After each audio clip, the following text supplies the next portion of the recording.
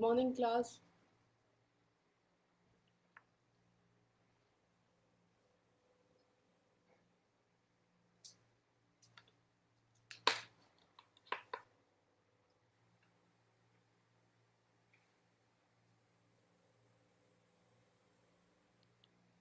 Good morning, everyone.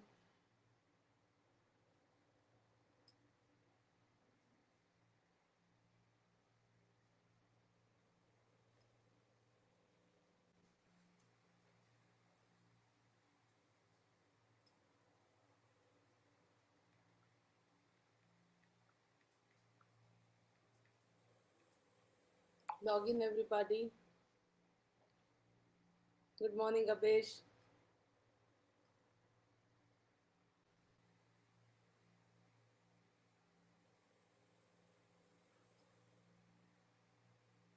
Nagma, Rashid, Shilpi, Lily, all. Good morning. Lily and baby also. Good morning. Merit, good morning.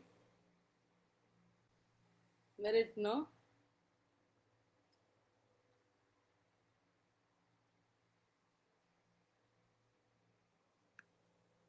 Mohan, good morning. Zulfati, good morning. Deepika, good morning. Rima, Amrin, Kishan, Biki, good morning. Larma, good morning. Shekhar, good morning. Yahya, good morning. Nanang, good morning. Rosia, good morning. Yeah. Sachin, good morning. Happy morning to all of you. Lily, yeah. Merit, good morning. Tell him to say hi. Tell him ma'am is saying hi to Merit. What is one more? A Karnataka student, one more girl has a Yasir, good morning. Manoj, good morning. One more of our students has a baby, no? Yeah, Hadia, where is Hadia? Hadia's baby is too small, I think. Manoj, good morning. Dave, good morning. Shall I start class?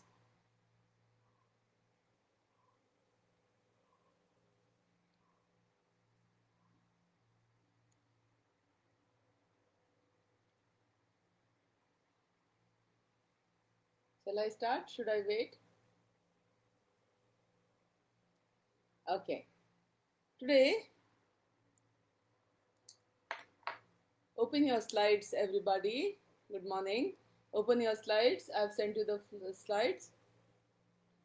My slides is named Recent Trends in International Business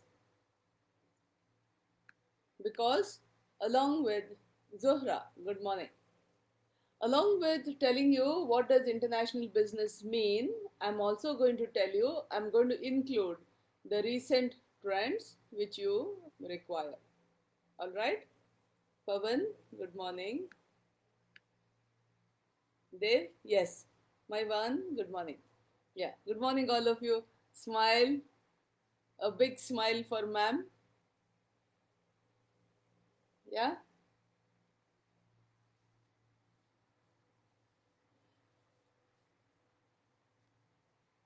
you all suggested to me that we start the fourth semester. So, accordingly, I did speak to the Vice Chancellor.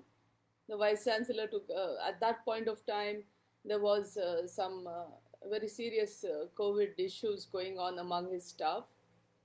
And then he took it very seriously. He spoke to the Higher Education Council, and then he had a dean's meeting, and he gave us permission to start online classes of the fourth semester. So, first of all, with gratitude to the Vice Chancellor of our university for helping us um, not to not stretch your MBA for even longer time. If we wait for the third semester exam, nothing is everything is very unsure now. No one can answer. We have to wait for the government directives to have the exams. It's very important to wait for the government directives. So Please do not ask me about exams because offline nobody can say anything. The government has to give us the directives. We'll have to wait for them. Meantime, we will do what we can.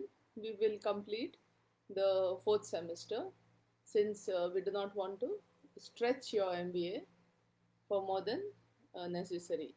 Good morning, Mallikarjun. Happy to see you too. Nagesh, Sujan, good morning. Prakriti, that is Rupa, I think. Good morning. This is Navina. Good morning. Madhavi, good morning. Nagesh, good morning. Roshan, good morning. Okay. Now, first of all, today onwards, I will start teaching you international business. When I say international business, it has two parts, international and business. Okay. So first we will examine what is the meaning of business. All right. What is the meaning of business? I have given you the slides. I would like you to go into the first slide. In the first slide, I have shown you the world. Why have I shown you the world full of flags? All right. There's a significance to that globe that I have. Yeah. Chandu is in. Good morning. Sabin, good morning.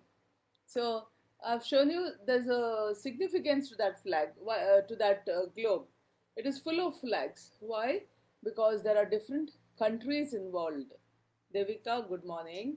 I will not keep on saying good morning. I want to concentrate on the class. Whoever comes after this, here is my good morning to all of you. Let me start. Now, as I told you, international business, excuse me, the word has two parts. So I'm talking about the business part of it. And then when I'm talking about the business part of it, I also pointed your attention to the first slide where I've shown you a globe which is full of flags. Why have I shown that? Because the globe is controlled by governments of different countries, and those governments and their regulations are very important for us when we consider international business. You need permissions to enter a country.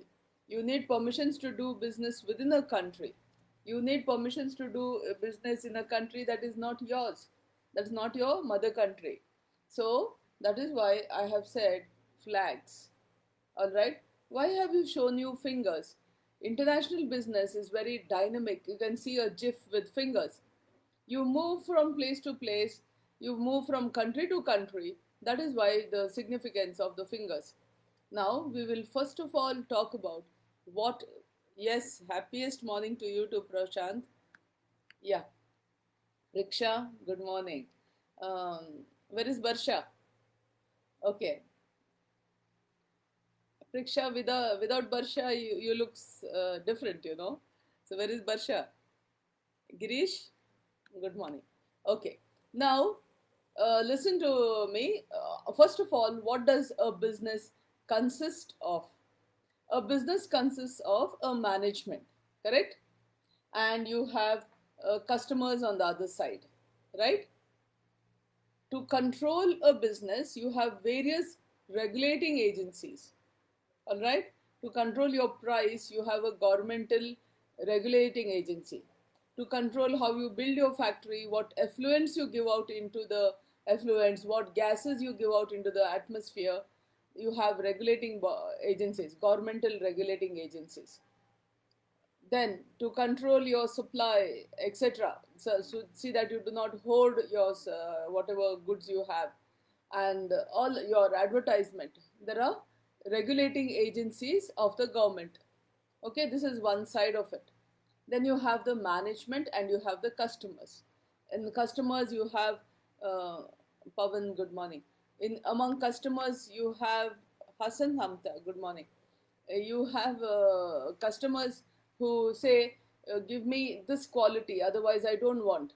So you have a bargaining power among the customers. Okay. Apart from that is the external thing. Let us come to the inside of a business. In a business, you have various, you have studied this before, but I want to concentrate because I want to tell you parts of it to understand how a business is and how it goes international. Why it is said Barsha. Barsha, yes. Preksha is already here. Barsha, good morning. Mahesh, good morning. Okay. So, a business, if you come and inside a business, it constitutes of various business functions. Like you have purchasing. Here, for purchasing, you have to do sourcing, etc. And you have production. In production, you need raw materials. From where do the raw materials come? You need specialists for some kind of production. You need machines for production, which may be indigenously bought. With indigenously means bought or manufactured within the country. You may buy machines which are not produced in your factory from some other country. Then you may also have, next you have marketing, marketing department. You may have experts from outside the country, you may have experts from within the country, something like this. Okay, and where do you market? Where do you sell your products? You have administration, selling and distribution, and you have office administration in the factory. Okay, then you have workers in the factory. So this is the constituents. Now, an international business, a normal business, which we could say a normal business. When I say normal business, I mean it is a domestic business, a business which is within the boundaries of the country of origin. I'm an Indian. If I start a business in my country, it is my country of origin, and the business, as long as it is in India, it is a domestic business. Now, when does this domestic business become international business? A domestic business or a normal business becomes an international business when it crosses borders. What borders am I talking about? Essentially, I'm talking about the borders of the geographical borders of a country. Okay, now you may tell me there are two aspects here. You tell me, ma'am, what if I go and sell, say I'm an IT consultant, for example, or consider me, I'm a teacher, for example. Suppose I'm going freelancing. I currently work for Bangalore University and I cannot do it. Suppose I was a freelancer and I offer my teaching services to a country other than mine. Say I offer it to Nepal. An university in Nepal asks me, ma'am, you're good in international business. You teach international business from the comfort of your home to my students. I'm in an international business and I'm offering a service. All right. A IT consultant from Bangalore gives consultation to someone in, say, Madagascar. Okay. Then he has an international business. Now this is services. Another example of international business is when foreign tourists come to India for medical tourism, or a doctor from India gives online or physically he goes to another country to give medical services or advice. Ganesh, good morning. Then that is also international business.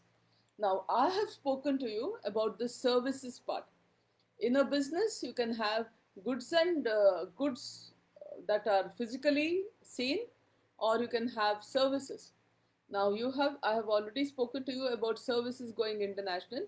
Let us come to a manufacturing entity which manufactures, Asha, good morning, which manufactures goods in India.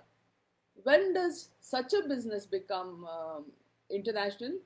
When the goods that are manufactured are sold beyond the borders of, say, India. Now we are concentrating on India. When I say domicile, country of origin, home country, I will essentially mean my country, India. Okay, our country, India. Okay, now in my lectures, I mean. So when one of these things crosses the borders, what is one of these things? One by one, I'll say. First, goods. When goods are sold outside the country. Triven, good morning. When goods are sold outside the country, beyond the borders of the country, point one. Secondly, see, to manufacture goods, if raw material is sourced it is called international sourcing. Suppose we source the goods from another country. Beyond the borders, I bring raw material. Again, the business became international. If marketing is done, any kind of operations like productions, suppose I'm in India, but I find that if I manufacture in Sri Lanka, because imagine I get a lot of good raw material there. If I manufacture in Sri Lanka, maybe labor is cheaper, I find, than in India. Then I'm manufacturing there and bringing to India or sending to some other country. Though I'm an Indian, I'm manufacturing in Sri Lanka with permissions from the appropriate permissions from the government. Again, the production has function has crossed borders, so it is an international business. Then we will come to look at your this thing. Before I go on, I want to just bring your attention to my second slide. I will just deviate a bit from what I'm trying to tell you. Why a business? I'm trying to tell you why, Sunita, good morning. Why a business is called international business. I'm trying to tell you that a business itself or parts, business itself means a branch, entire branch going to a foreign country, or parts of the business like international sourcing, like that, cross the borders of the country, then the business becomes international business. Now I'll stop that concept for a while because I have this concept in my slides later on. I will deviate and come to your second slide, which says creativity and innovation. Tejas, good morning. Creativity and innovation gives global opportunities.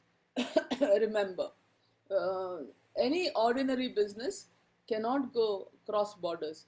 There has to be something unique, something new. In many terms, as I go on, I'll tell you. It could be a product that someone else cannot produce. It could be a product unique to that country. All right. For example, in Bikaner, there is they make this one bhujiyas. Okay, like they make it's called namkeen. Namkeen in Hindi is salty. Now, what do you mean by that? You know chickpeas, or we call it besan flour in India.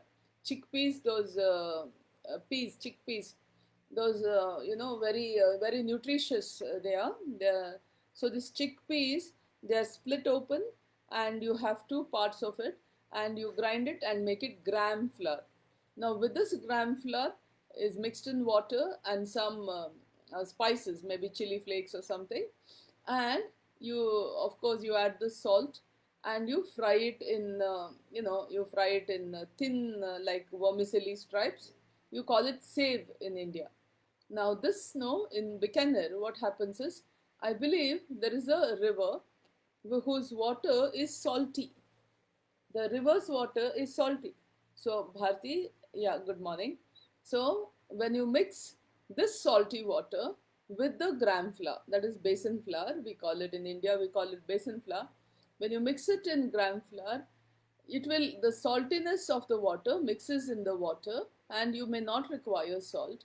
And then you deep fry this kind of vermicelli shaped, and they are eaten as snack. So they are called namkeen. In Hindi, it is called namkeen, means anything salty, spicy is called namkeen. We say in Kannada, khara stuff. So this namkeen in Bikaner is very famous because the inherent quality of the inherent saltiness of the water gives the namkeen its flavor. All right, gives the namkeen. See, Pepsi wanted to do the same namkeen and give it. That's another intellectual property rights issue. I'll talk about it when I come to intellectual property. So I'm just trying to say it is unique in Bikaner because the Bikaner river water gives the namkeen that particular taste. Like that, you all are from different parts of India. You all are from all over the world. So, for example, Afghan students always tell me, ma'am, our fruits are unique, our dry fruits are unique. So, there is that uniqueness that you can present to the world. All right. And then you come to my home. Basically, I am from Mangalore. Mangalore, the cashew nuts in Mangalore, the quality of the cashew nuts is very good. And then you have the Mangalore mud creating tiles. We have various tile factories like that. So some places it could be, see, you must have seen, no, in Ladakh, which is part of Kashmir, you have these shawls, you know, Kashmiri shawls. I forget the name. They make embroidery with by hand. They cost minimum is 8,000 for that shawls. If you go in Bangalore, the real shawls, Kashmiri shawls, are not less than pashmina, I think. I'm not very sure. Pashmina shawls, I think. They Ladakh people, which is part of Kashmir, they use their hands and they make some embroidery on these shops, which is very unique, and it's a very expensive shawls.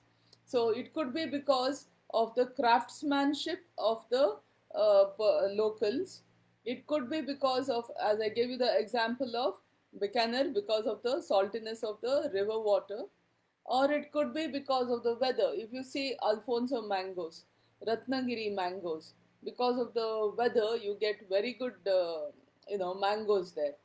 So something like this, it could be because of the weather, it could be because of the soil, that something grows like that. In North Karnataka, they grow chickpeas, peanuts, and in Bijapur side, they grow Vijayapura, it is called. They grow these grapes, green grapes, which are so long in size and juicy and very nice. So, because of the quality of the sun they get, the grapes get that sweetness acquire that sweetness inherently. So I'm talking contradiction, no, inherent and acquire. Yeah, they acquire it because of the inherent qualities of the sun, mud, etc. So it could be because of the region, because of the people, the expertise of the people of the region, or it could be something like this. So there is uniqueness in a product. So these things can be exported because some other country may want it. This is what I mean by creativity and innovation. Now, what is the innovation? Innovation is invention turned into an innovation, workable. Okay, for example, the fire. Fire, no? Fire is an invention. Wheel is an invention. Without a wheel, can you imagine? You imagine a situation where there are cavemen and they want to shift a large stone up the hill. How are you going to do? Push it up, and suddenly they get tired, the whole thing comes down. Again, imagine four men push it up till half, and then someone leaves hand, again it comes down. Imagine this funny situation and the stress of those people. So, suppose they have a flat surface, wooden surface, or something with wheels, they can push it up much easier. A situation. Now, today, imagine the car. I'll tell you one example. The wheel was made, but it was further innovated. I'll tell you the example of a medical doctor called John Dunlop. What happened? Sunil, good morning. Who else is there now? Johnson, good morning. Teja, good morning. Okay. Now, imagine this is a true story. There is this doctor, Ravi, good morning. What made you come so early to class? There is a doctor called John Dunlop. He's a medical doctor, a very simple man. All right. It seems when wheels were made, when wheels were made, tires were not made. Imagine this John Dunlop's son comes and tells him, Dad, tomorrow is my cycle race, and I feel very hurt when I ride my cycle, especially for a race. It's very difficult. Imagine the cycle only had stainless steel or iron rims. There was no tire. There was no concept of tires for this thing. Imagine your cars, everything going like railway wheels. You know how railway wheels go on that track, no? There is no tires for the wheels of the train, but your car, your bike, all has tires. Imagine that time there were no tires. The all your cycles all had just rims. Cycle, just had stainless steel or iron rims.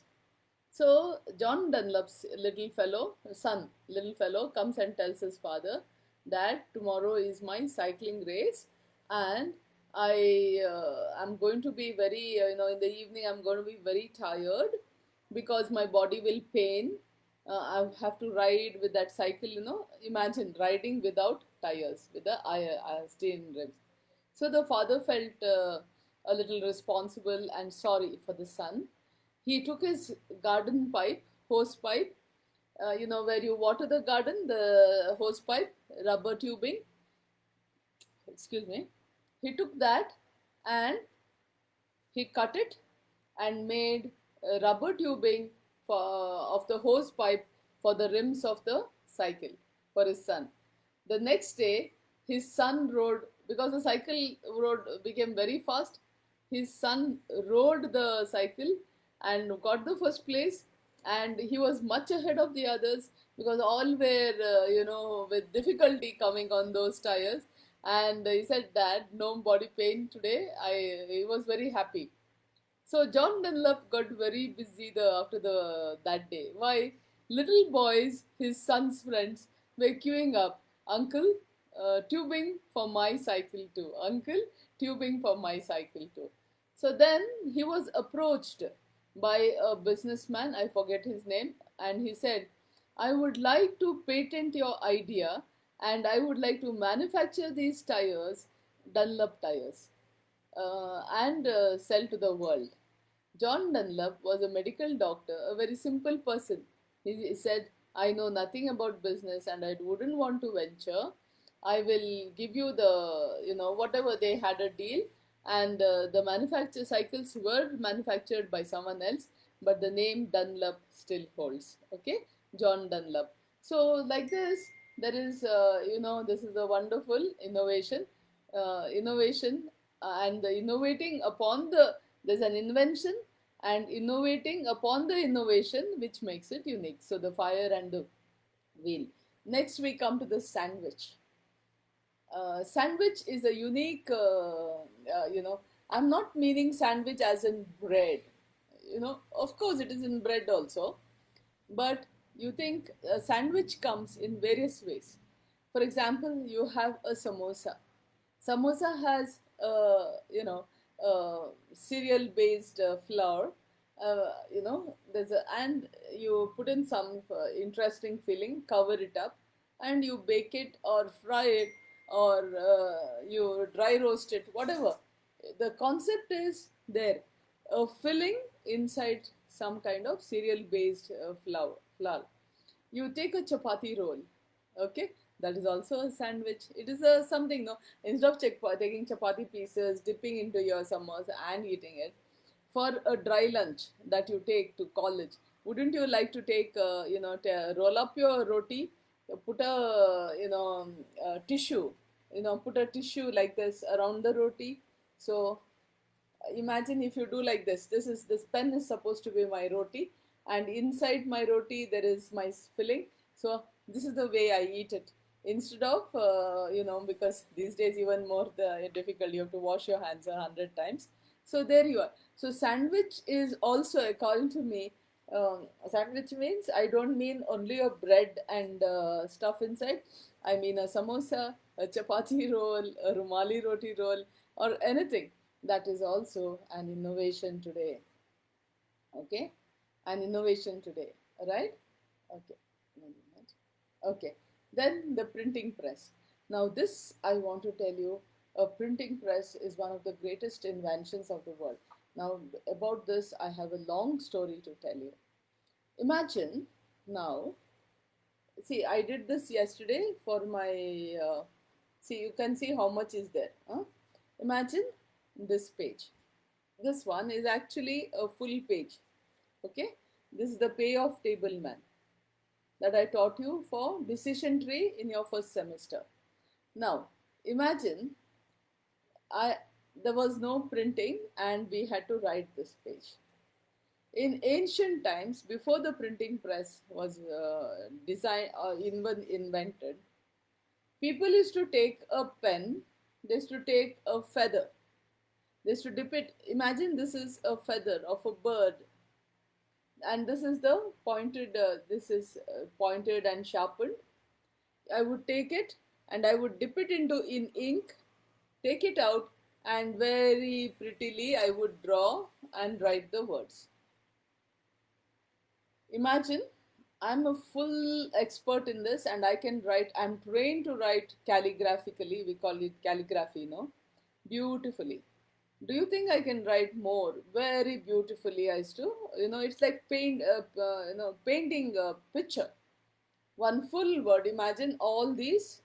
I would take about 1 day to write this, all of it, and very beautifully, dipping my quill, that is, it was called a quill, a feather, into the ink and writing.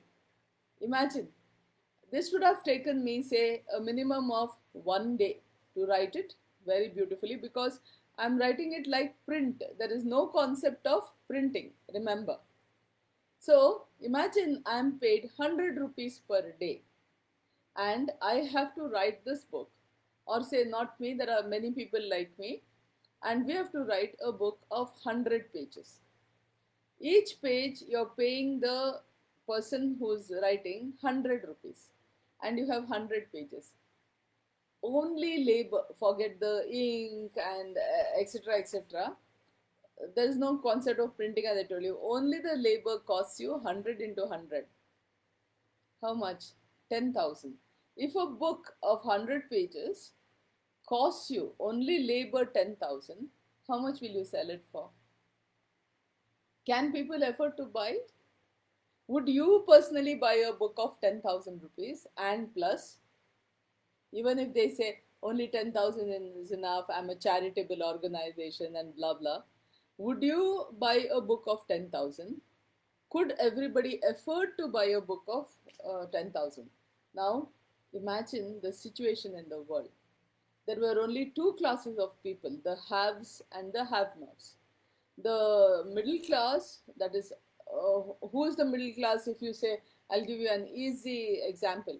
People who live on their salary, according to me, are middle class. Anyone who is dependent on their salary, like me, is a middle class person. Alright? There was no concept of middle class because there were no factories, there were no jobs. All the jobs that existed were in the farms. And people, the haves, they owned. Kavya, good morning. Ramana, good morning. Bharat, good morning. Yes. Okay. People who haves, the nobility, etc., they had the land, and the have-nots, the peasants, used to work on the land. So there were only two classes of people. The peasants were not educated because I gave you an example. A book of 100 pages, imagine, to write costed you 10,000. And who is to write these books? People who have renounced the world, gone into asceticism, like sadhus or priests and monks and all. They used to sit in their nunnery or, and high up in the mountains maybe, and they used to write in their library, they used to write because that they were trained for that. So there were, maybe you did not pay them, but the books were very expensive, and they were there. In the books were found only in the rich people's libraries, or in the libraries of all this, the people who have renounced the world, there. So did the poor people get to read? They did not get to read, basically because they couldn't get their hands on the books, and secondly, they didn't know how to read and write. All right. So the printing press made a magnetic paradigm shift, a magnanimous impact on the world. It, it was done with typesetting. So they would make little letters. Suppose I want to write A to Z, little letters A, B, C were done. They were dipped in ink and they were given, like, they would, the mold would be dipped in ink and put it there. All right. and there was set. It was called typesetting. So suppose a person wanted to make a news, say I'm printing a news item. I will take each word.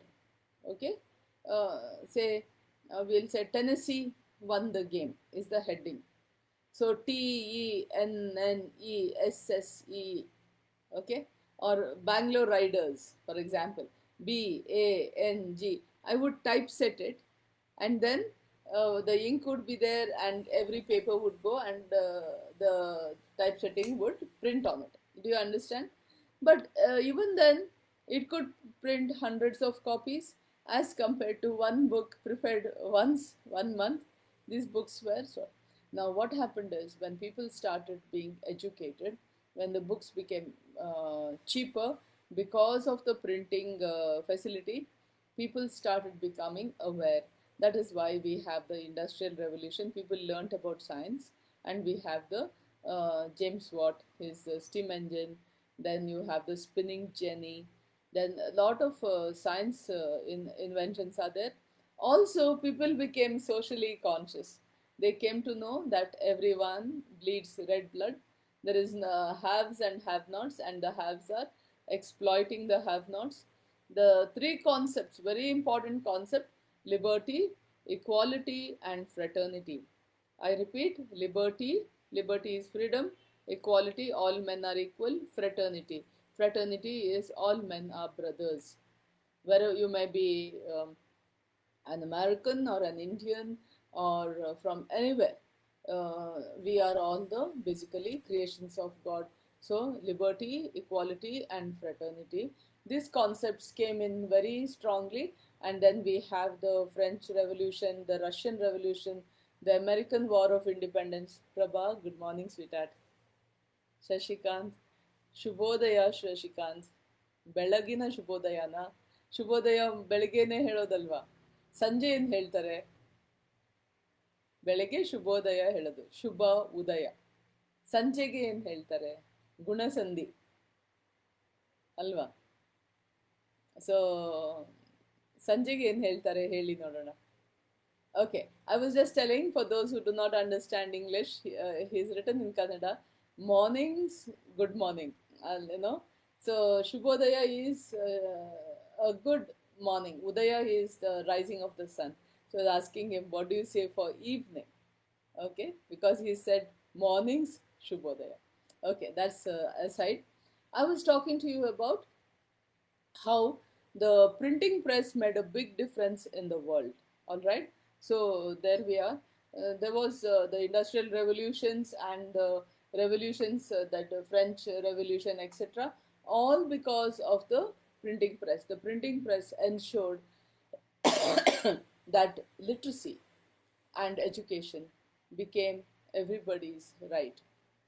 See, just because you're literate doesn't mean you're educated. Education takes far more. When you take the, yeah, when you take Shubha Sanjay, oh, they just thank you. Shubha Sandhya. Yes, yes. In Arabic, you say Subha al Khair and Masa al Khair. Yeah? Okay. So, where were we? Yeah, we're talking about how the printing press made a very big difference in the world. Then you come to electricity. Anybody touched electricity? All of us, as we grow up, have got a shop. Have you seen electricity? No one has seen. Maybe lightning sometimes in the sky. But electricity is so very important. If there's no power, you cannot see me, no light. If there's no fan, I'm going to bake here in this weather. Yeah, if there's no power, my laptop will not go on. I cannot do classes. So power is so important for us. If it is not an invention, what else is? What? So here, yeah, yes, Dave, thank you. And the telephone. See, there is a singer called Remo. When I was, I think in the 80s, I heard Remo's song. So he said like this: Graham Bell invented, Prabha, good morning. Graham Bell invented the telephone, So the telephone situation in our country in the 80s wasn't good. So he was saying this song, Remo's song. You can Google it. Prabha touched and felt. All of us, as little children, no, we all had this. We have felt the electricity running up your yeah. DC machine lab. Okay, okay. I have tried it at home, man. I'm not an engineer. I've tried it at home, man. So yeah, here we are, or some batteries at least. All of us have got shocked. Okay, so here, Remo D'Souza, he's a Goan singer. He was singing this song. So he said like this: Graham Bell, you are dead, and it might as well. Because if you had seen this telephones in India, you would have jumped into a well. He said.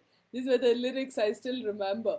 Okay, so Graham Bell invented ಶುಭ ಸಂಜೆ ಸಾಯಂಕಾಲ ಸಂಧ್ಯಾಕಾಲ ಸಂಧ್ಯಾಕಾಲ ಅಂದ್ರೆ evening ಅಪ್ಪ ಶುಭ ಸಂಜೆ is okay Shubha Sandhya is okay very nice very nice very good you should have expertise in languages it's very nice you should be able to say Muni Reddy good morning you should be able to 1 minute where's my slides sure. Sorry I'm Okay, here are my slides. So we are talking about the telephone. The telephone made communication possible. Prabha Kiran is my old student. She's currently a faculty in Christ University. I'm very proud of her. One of my old students whom I'm very proud.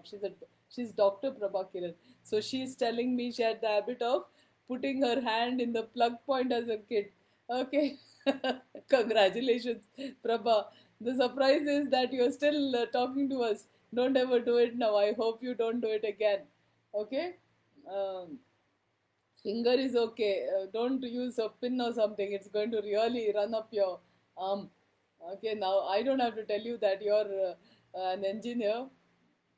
Really missing my class, huh? Okay, okay. Thanks, Prabha. I'm sure you're a great teacher too, Prabha.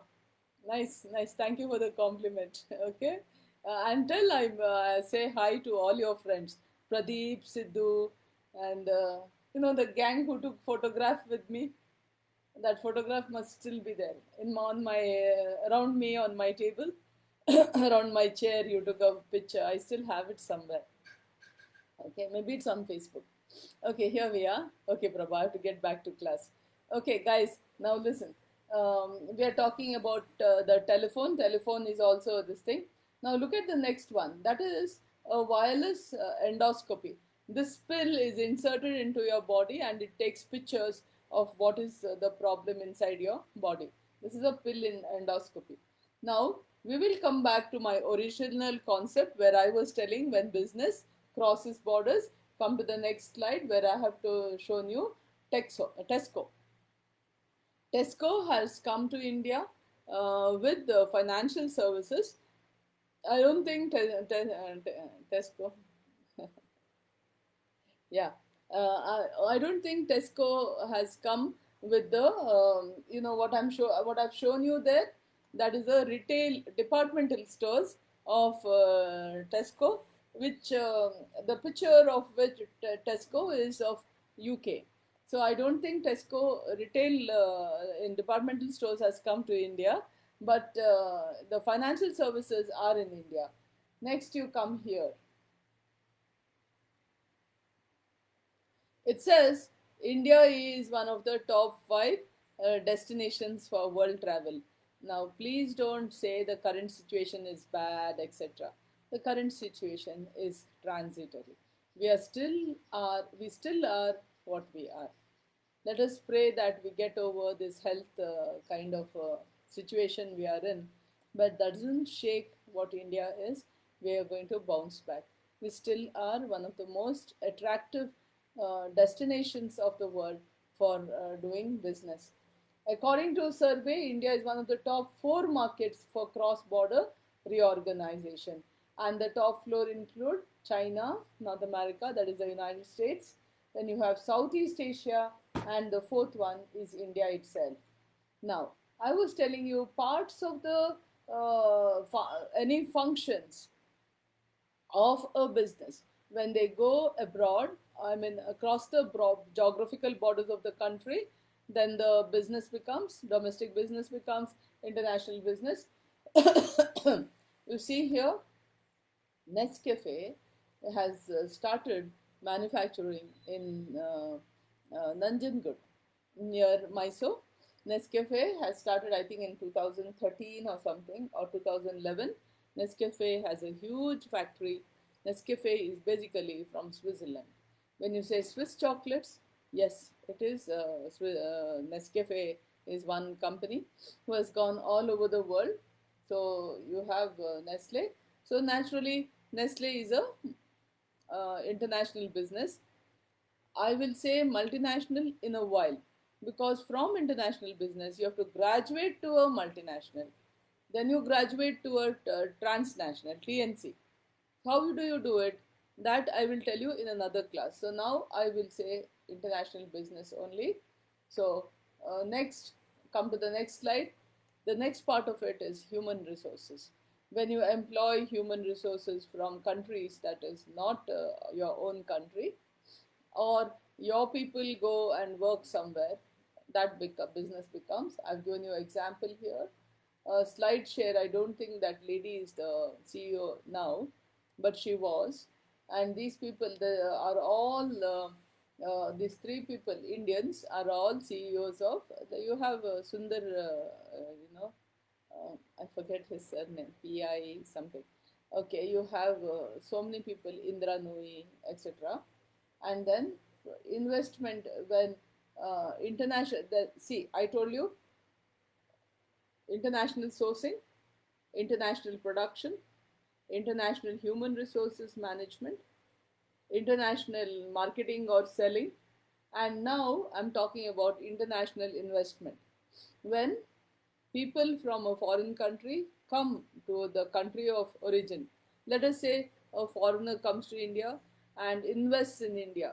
It can be it could be foreign, it could be as in the form of a joint venture where the Indian partner is already there and he gives, exchange of money happens for a joint venture. Or he could come as a foreign direct investment where he doesn't take a, he or she doesn't take a Indian partner and starts a business production on Indian soil, then it is a foreign direct investment. Okay. Example is in Bidadi, no, it's a joint venture. Bidadi, the Toyota Kirloskar motor. So Toyota Kirloskar motor. Toyota is, not from our country, is a Japanese. You have Kirloskar Indian. Toyota Kirloskar motor is a joint venture. Whereas you also have Coca-Cola. Coca-Cola is a foreign direct investment. To give you examples of businesses around our very own Bangalore, foreign direct investment is Coca-Cola, joint venture is Toyota Kirloskar Motor in Bidadi. Excuse me, give me a minute.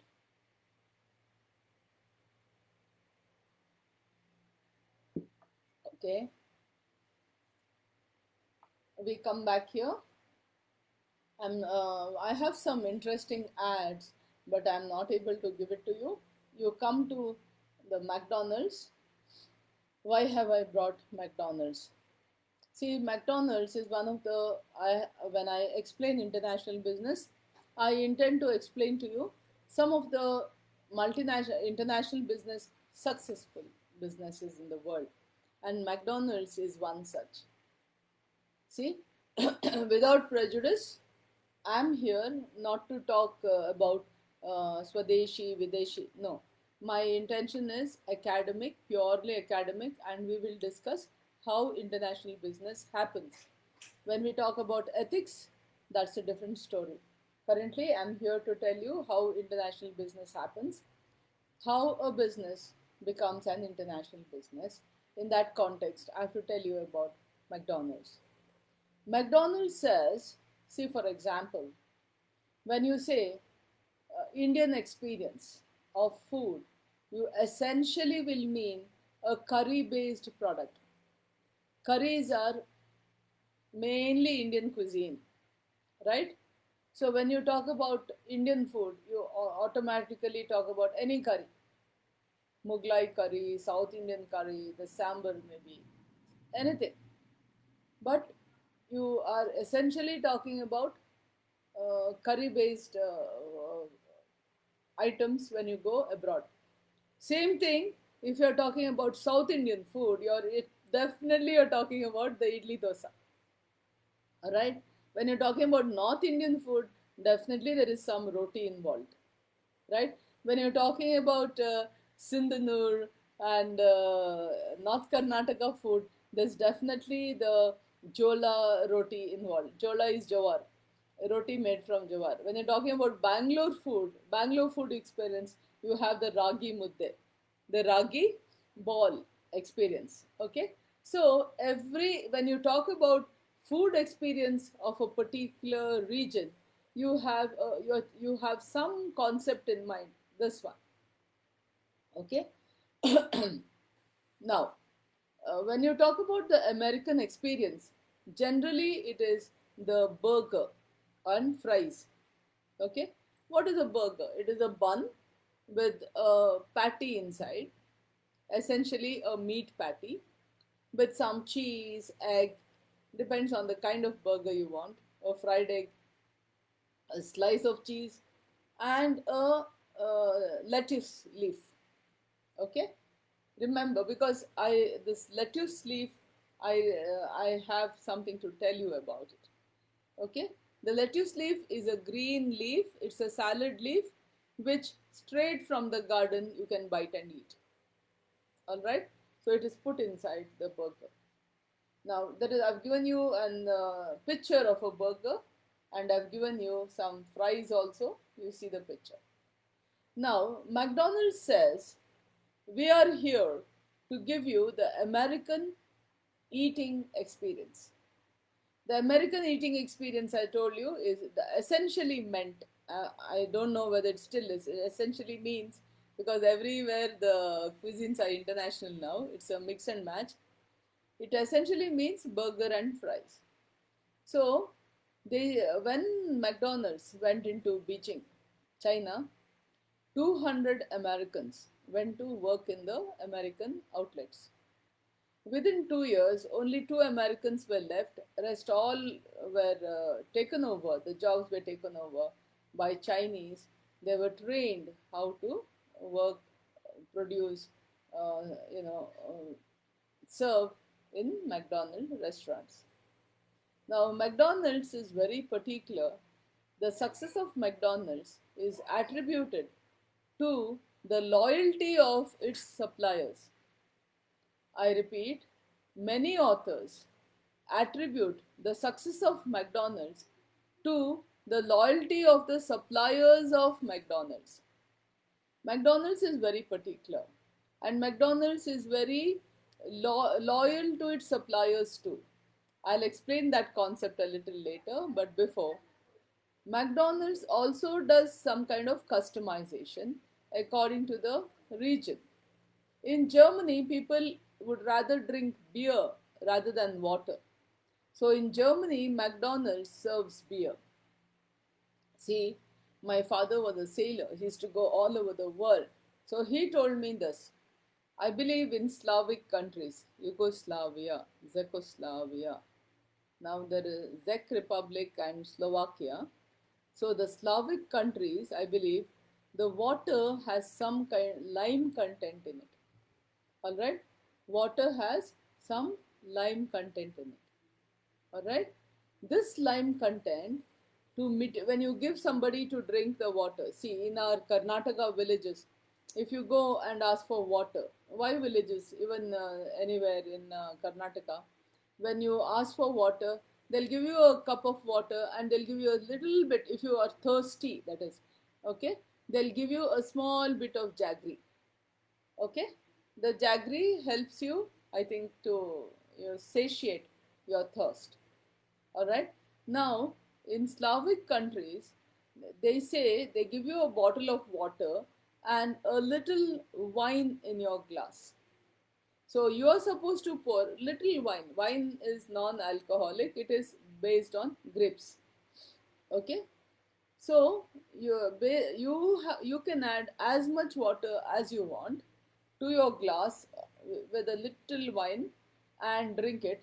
The wine is to mitigate the lime effect. There is a lot of lime, calcium carbonate content in the water, it seems, in Slavic countries. So to mitigate the effect of drinking this lime, calcium carbonate, they give you a little wine. All right. So like that, there are various. What was I telling you? Okay. So country by country has its differences.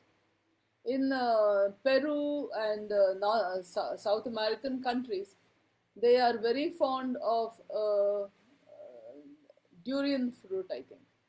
So they give in McDonald's, you'll get the milkshake of this fruit. In Singapore also, there's some fruit called durian, Durian or G something. Durian, I think. That you can Google it. You will get the this thing. McDonald gives the milkshake, not milkshake, juice of that fruit in Singapore in its outlets. Now that is to mix and match with the local experience, plus give you the American food experience of what it this thing.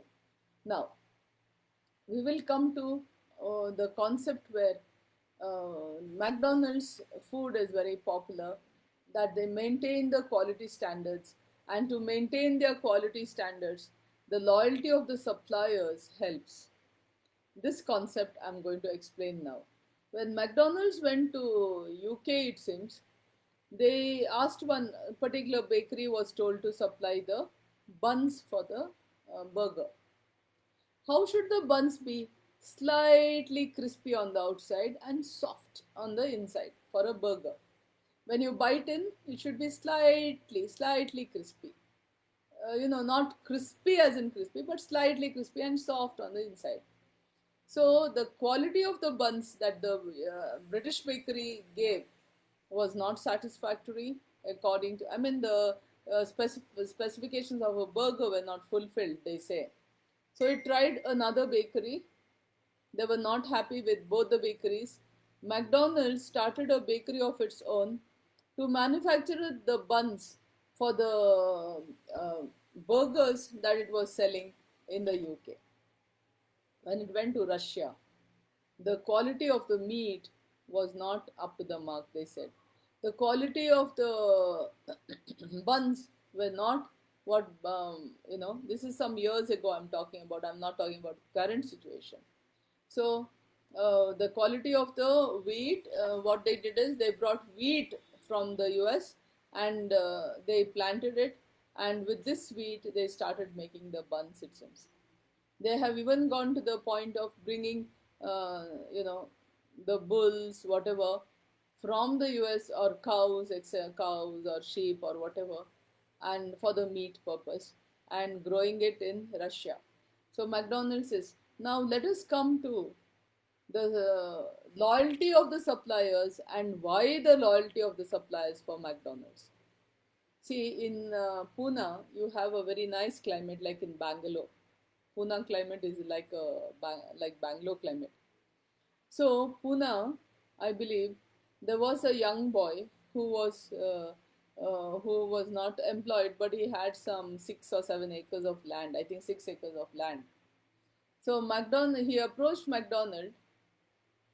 See, when you talk about the lettuce leaf that goes inside the burger, there are various kinds of lettuce.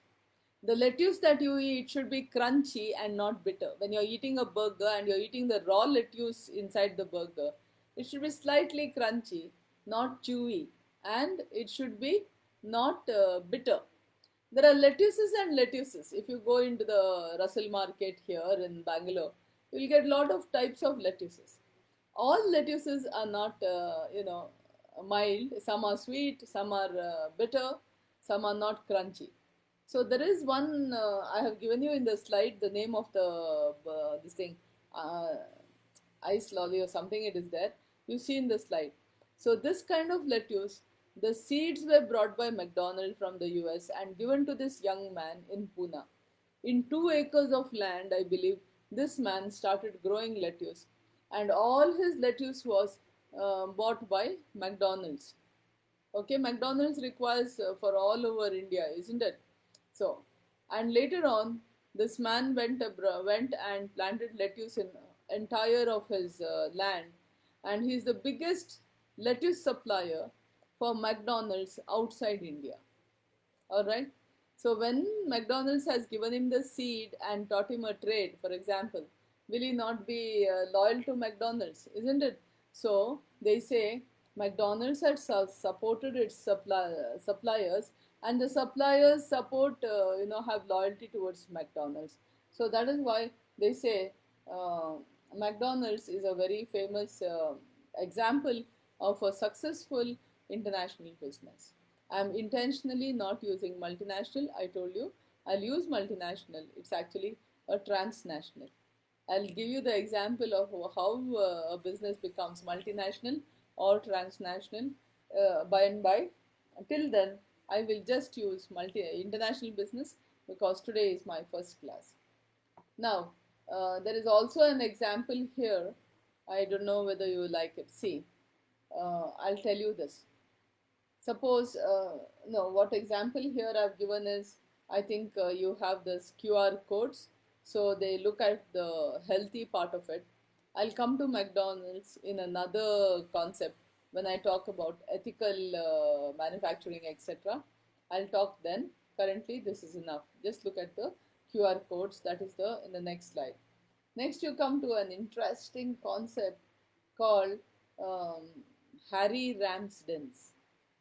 Say if US eating experience means burger and chips, here UK eating experience is fish and chips. How do you eat the fish? See, the Britishers are an island.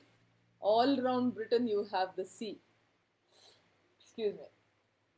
So naturally, whoever lives on the coast, Britons, no, the British will, be almost on the coast because it's a long, lengthy island, and all over you have the sea. So almost all are living on the coast. Not literally, figuratively. So fish and chips is the UK British eating experience. How do they make the fish and chips? They cut the fish into fillets. Fillets means you cut the fish in such a way that the bones of the fish do not come in that.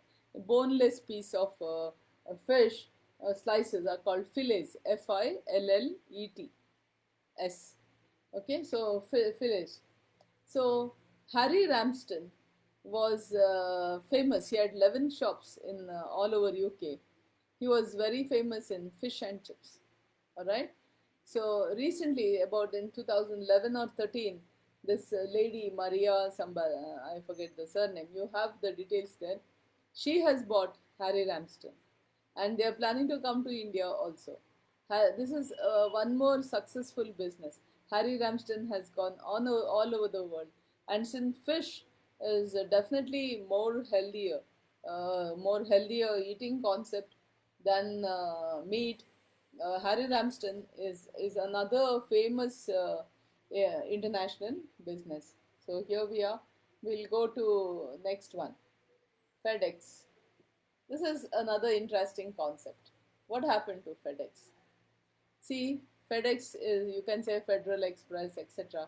I've shown you FedEx truck. I've shown you Julia Roberts. That Julia Roberts is that picture is from the movie Runaway Bride. Okay, I will come to that concept later. First, how did FedEx start? FedEx idea was conceived by a MBA student in the US. So he told his teacher, "This is my project." There were no couriers. There was no courier service in the world. The idea of courier service came through FedEx. Okay, so FedEx, this student went to his teacher and said, "This is my idea to start a business," and the teacher shot it down. She or he said, It's not a good idea. No, you're not going to have this business is not a good idea. And the idea was shut down. The student went on, he became a Marine, I think. He went on to the defense services. And when he was released from, his contracts, he and three or four more people, they started FedEx. So what did they do? They promised you. Sorry, ma'am. The fan is blowing hair into my face. So what happens? They promise you, if you say your package should reach on the 10th of May, it will reach on the 10th of May. This was their concept first. But they found it was not very successful. Why? 10th of May, office starts at maybe 10 and ends at 5. So 10th of May, the package can reach you at 4:45. What use is it? You wanted it on the 10th of May. You planned a meeting, say at 12 o'clock, to discuss what was in the, whatever you wanted, documents you got in the package. And you find that it is the 10th of May at 4:45 also, and your package has come at 4:45. Now, FedEx rethought its concept and it said, if you want a package to reach on the 10th of May, it will reach you on the 10th of May before 10:30 a.m. What a beautiful concept. It really worked. You can see the fleet of planes that FedEx has. Excuse me.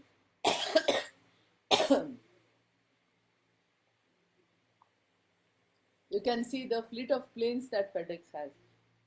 When I come back, I will send you videos of how they manage their warehouses, etc. Okay, how they manage. IKEA also, how they manage. Now, IKEA is another story there. I will tell you later.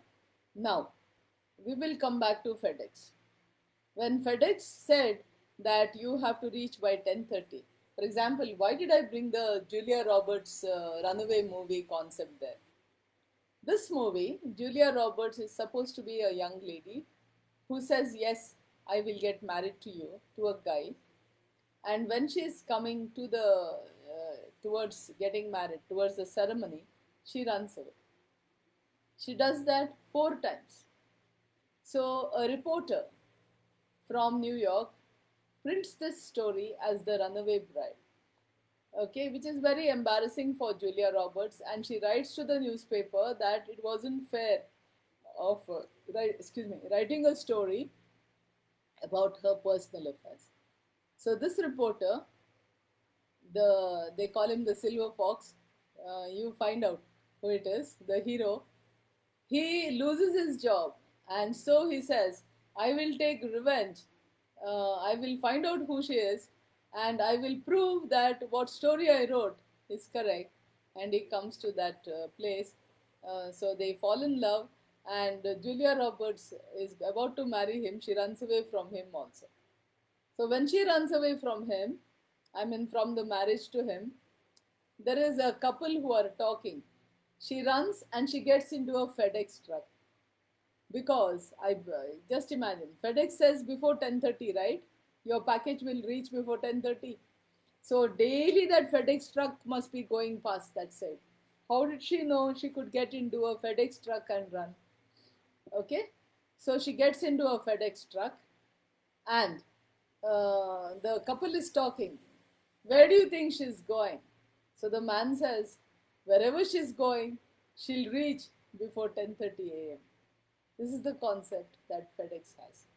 I had the opportunity of listening to the FedEx India chief once in a certain conference, and the gentleman said, "How efficient do I need to be? Excuse me. How efficient do I need to be? Do I need to be 100% efficient, or should I be 99.9% efficient?" He said, if I am 99.9% efficient, 0.01% will be around, he said, 67 or 68,000 dissatisfied customers all over the world. So I'm telling you, 99.9% of my customers are happy and satisfied. 0.01% are, Gnaneshwari, good morning, are unhappy. So because the FedEx customer base is so wide in the world, 0.01% unhappy customers amounts to 67,000 or 68,000. This is years ago, 10 years ago in the world. So he says, can I afford to have nearly 67 or 68,000 dissatisfied customers in the world? Can I afford to have that? He's asking. No. See, dissatisfied customers tend to yap. We like to say, suppose all of you group of friends went out for a meal and the meal was good, the cooking was good, the restaurant was good, your experience was good. You'll say, hey, nice man, thank you, and you'll go home. Suppose any one dish was bad, you'll have, all of you will talk about it at least 4 or 5 times. You'll tell your friends, we went there and this one was like that. This particular dish was bad. Maybe the rotis were chewy, rubbery. You say, oh my god, the rotis were so rubbery, man. You at least tell 4 times. So a dissatisfied customer talks a lot.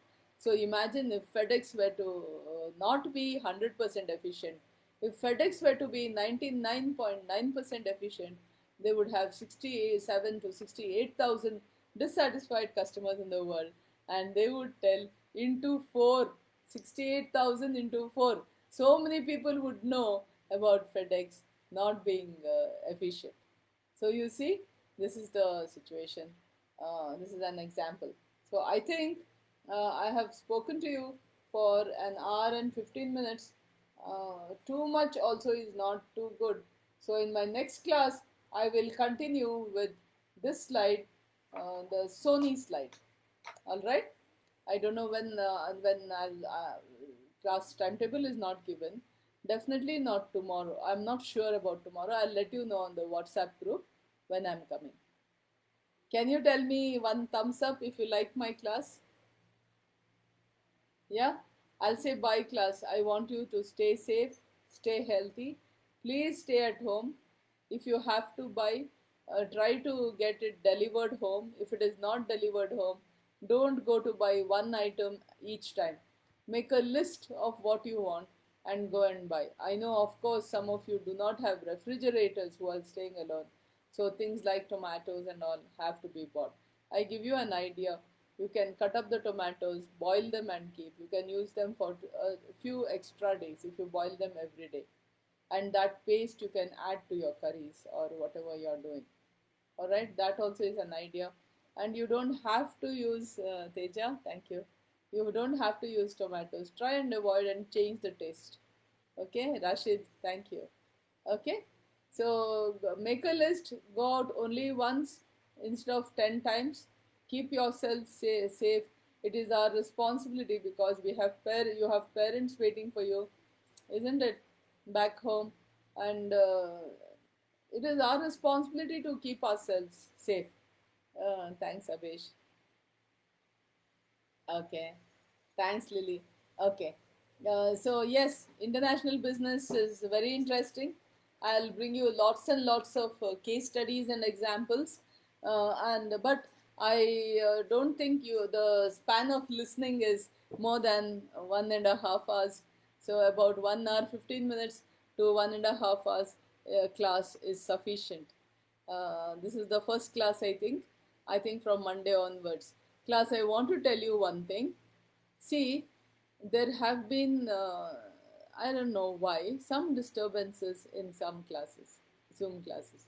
So, it has been happening that people are going proxy, and so that the teachers don't know who's disturbing the class. This is very sad. That is why, if I would like the teachers to give you a link to your email ID. You will log in through your email ID so that such kind of proxy mischief doesn't happen. I'm just trying to take away the temptation from you because I know you're all good children, well behaved children. I want to just make you more better behaved. Okay, that's the only intention. So please give your email IDs so that when we group you into finance, marketing, etc. For example, the finance group, your name and your email IDs will be given to the concerned teacher. They will give you your a link to their classes on your email only. So you can log in through your own email. You don't need to log in proxy. All right, this is a small little measure to keep the discipline going. All right, so please cooperate, and Yashaswini is doing the work. If anyone else, all you help, it will be very nice. I would request some of you, say for example, who is in charge of, who is in HR, there will be someone who will be in charge of HR. Please support Yashaswini and make the group with the email ID for HR, and concerned teacher you have to give. Similarly, finance person, whoever, take the list from Yashaswini, give it to your finance teachers. Same thing with marketing. I do not fortunately require, because I do not give any you the link. I'm coming on Facebook Live. My intention is to save this automatically, it records. Okay, so it is 10:17 now. Yes, thank you, Radhika, Lily, Tejas, Bhavna, Mohan. Oh my God. Yeah, Rupa, Sunil, Ali Fardin. Yeah, thank you for your Rashid, all of you. Thank you for your thumbs up. Hope you enjoyed the class. I'll come back. I'll let you know on WhatsApp when I'm coming back. If Nagraj sir feels I should take tomorrow, I will take tomorrow, but I'll tell you by this evening. I will continue with the slide from Sony. Okay, I'll give you the case study of Sony and I'll start. Thank you, class. Jai Hind, Jai Karnataka. Stay safe, stay healthy, keep smiling. Bye. Love you. Bye.